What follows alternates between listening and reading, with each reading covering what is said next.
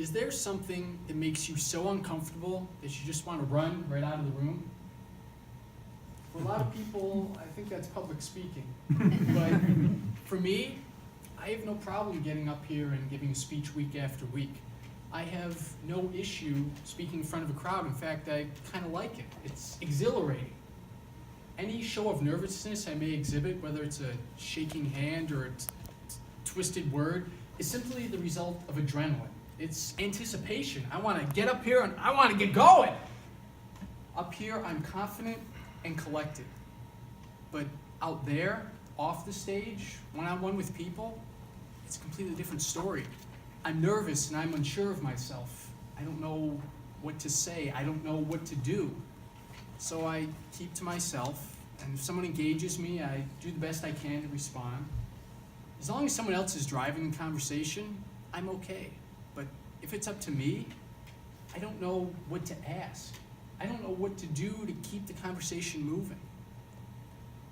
My first job out of school, ironically enough, was in sales, which is a position completely built on growing and maintaining relationships with complete strangers.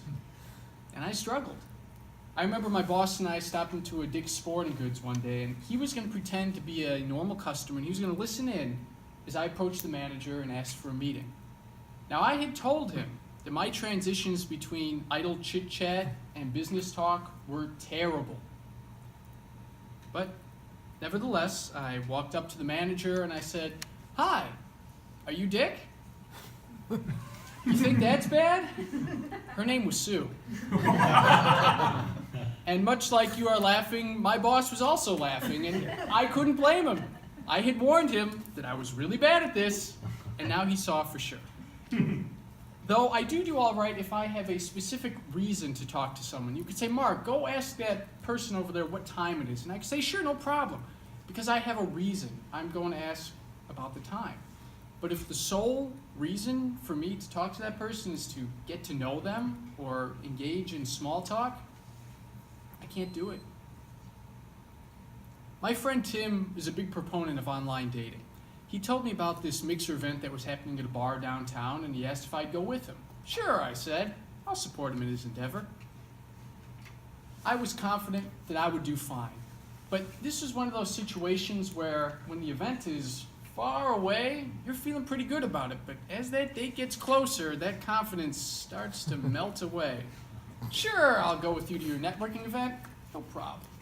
"Sure, I'll go with you to your networking event."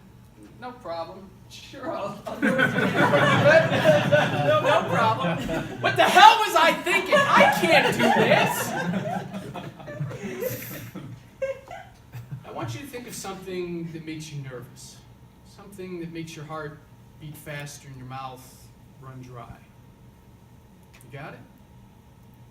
I want you to step into that anxiety and share in my terror as I tell you the rest of this story. I got to the bar first because I worked downtown and Tim didn't.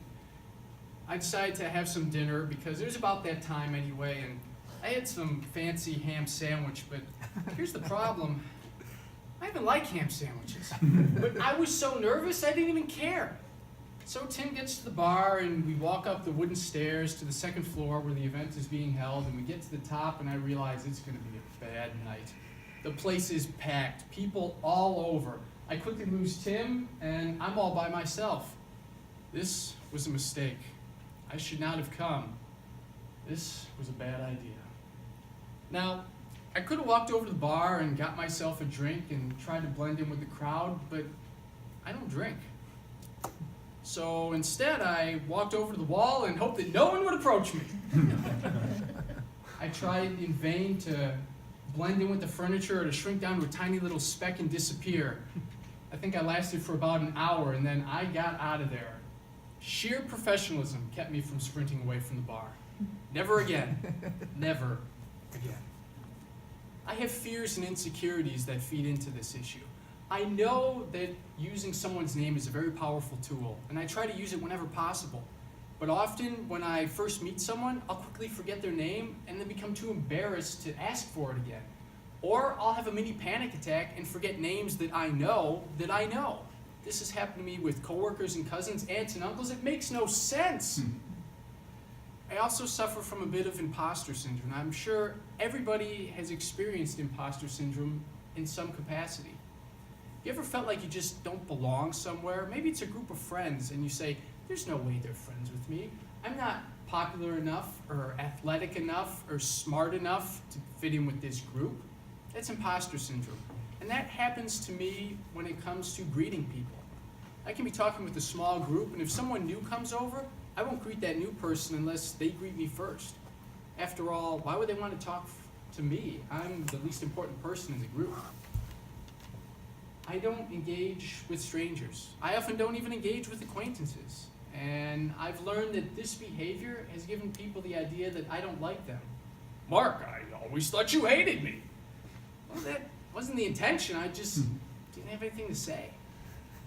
So I suppose this is my confession. This is my weakness. I'm not afraid of public speaking or death. I'm afraid of mingling. So the next time you're at an event or a party and you see someone off by themselves in the corner, go up to that person. Engage them in conversation. Drive the conversation. You could be the hero of the party because to them, and people like me, it's scary out there. Mr. Toastmaster.